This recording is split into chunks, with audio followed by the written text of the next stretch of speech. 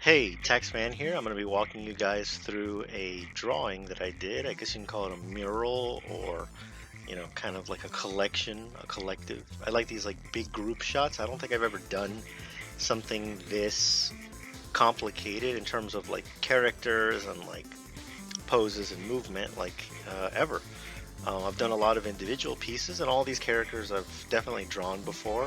These are all characters from my comic book Continental Kings, and it's really cool to just see them all like in one place for the big final fight. I wanted to kind of have a visual to work towards for that last final confrontation with the amalgamation, the big bad, the true evil, um, and yeah, so a lot of neat stuff going on like with this drawing is mostly kind of designing things like the sword, which I didn't really have a design for before.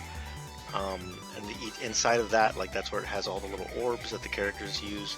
But let me rewind a little bit. If you guys don't know, I made a comic book called Continental Kings.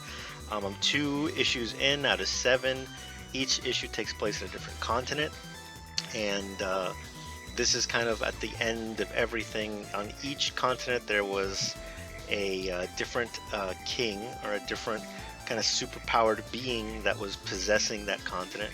So our main character Joe would go from continent to continent, fighting and basically saving the world. He's not very elegant, but he always saves the day in whatever weird way he can. And he gets the powers of each of these guys, so it's a little bit Mega Man-ish. So yeah, I was just drawing right now 2 of the heroes here, or no, 2 of the kings here. We have Nawal, we have Garu, as well. Nawal was the little panther king from Brazil. We have Garu, which is the king in Oceania or Australia. I didn't realize that Australia isn't actually a continent. It's just one of the countries in Oceania that includes a lot of like the Thai countries or like New Zealand, stuff like that. Then we have, of course, the diamond guy. I just finished drawing him up. That was Adamas. We got the 2 brothers here. These guys are Tarek and Yarek. They are from Africa. So 2 brothers. They always fight over their love of the desert princess. Yeah, anyways, a little more on the technical side of things. Yeah, the characters, basically these drawings, like, I tend to try to match the designs a little bit, but honestly, I try to kind of make each character almost look like, they were from a different world, essentially, just to kind of have very unique silhouettes, kind of unique traits between all of them. Like if you put them all up in a lineup, like you could tell who each of them are. Some of them are taller, shorter. They have a lot of unique shapes to each of them. So namely, especially this little guy. I mean, this one is nice and short. He's got a little onion head. This one is I gotta get his name right later, but basically he's the king in Asia, and he's found in the Yakushima forest. And yeah, he likes to play tricks. So I think at this point I start adding a thicker outline to the characters because I realize that it's going to be hard to kind of tell them apart if all the lines are the same width. So obviously I employed a little bit of that with like the gray, kind of like lighter colored lines for like details like lighting or like like certain patterns on clothes. I didn't want it to like be just as strong as the other lines. But from this point on, I just employ that automatically. So I start with the outline thicker and then work my way around, kind of like how I did in my actual comics. So now I'm moving on. Now we did all the kings. Now we're going to do the human characters, or at least some of the supporting cast.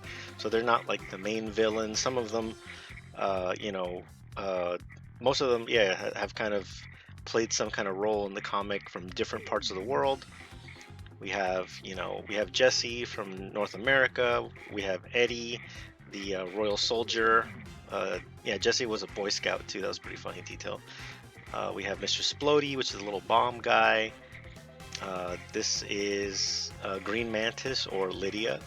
And I wanted to kind of show some of her humanity, because at first she's introduced kind of like as a mysterious character, and I didn't want to just totally remove the helmet because I feel like it's just a cool design and it matches with the rest of her team. So I still kind of kept, like one eye visible. Yeah, so Green Mantis doing her thing.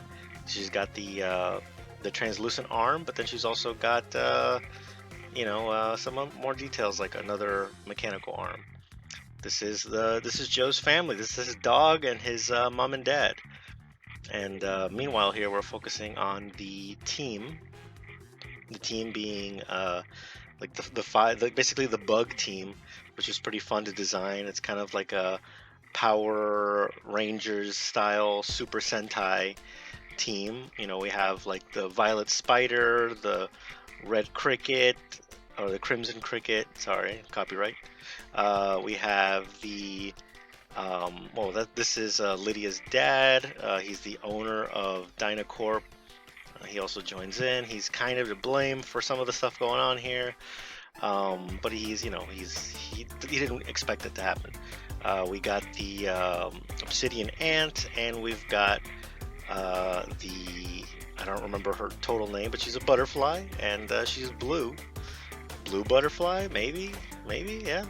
All right, yeah. Then we have Big Mike. Big Mike is one of Demo's sons. We got the Cactus King. He's pretty cute. He's the love interest of the Desert Princess, which is actually who both the brothers Yarrick and Tarek are fighting over the love of. But she found another man, and he's a cactus. We have the little ghost guys there. Not the ghosts, they look like ghosts, but they're just the little pebbles, little minions of Adamas in Antarctica. And now I'm drawing the amalgamation, I guess you could call it. It's the amalgamation of the whole world, of all of the hatred, of all of the evil, all the negative emotions of the world. They kind of come out, and some of the stuff that was causing a lot of what was going on. The kings were acting on the basically they kind of were absorbed, or they're almost like tulpas, or like physical manifestations of the world's emotions, and like the spirit of the world, I guess you could say. And so the only way to defeat this is with working together, with teamwork, and it's going to take everybody to take down this last thing for one big explosive finale. This was a fun little detail. I just thought, oh, let me just make all of the characters a single color. I did that for the sketches, but I realized, like, oh, I think that would actually look pretty dynamic to have all the characters have a different color. Yeah, the actual amalgamation, I'm calling it now, I don't know. It has elements of all of the different kings, of the 7 kings. It's got diamond, it's got, the animal instincts, the fire, the thunder, the water, the spirit element, and the fact that it's alive. Yeah, just try to employ a little bit of everything. The bomb, and then so these are one of the last steps that I did was, I just added some highlights to everything to give it more life. I thought, like, oh, if this is flat, it might not kind of be as visually interesting. It might look too flat, like literally. So I thought it was nice to kind of add those details. I made Joe red, just to give him some emphasis. I made that sword very rainbow colored. I thought that was very fitting for having all of the abilities in there, of all the different kings. And I thought it was pretty fun to kind of get through this piece. This is a culmination of something that I've been working on for over 5 years. I've had these visions in my mind of what I want the comic to look like, what I want the characters to do, how they interact, and how they can all kind of come together for one explosive finale. And it's so nice to finally see it come to fruition. So, man, I hope that this kind of inspires you guys to look into it more, to see what the story's about, and maybe even consider reading the comics. So you can check out this image on my Instagram pages. You can see the information down there, Twitter as well. Yes, make sure to see my 2 comics. I have them available on Amazon right now. All right, guys, that's been Taxman. I hope you have a wonderful day, and I hope you can check it out. Take care, and goodbye.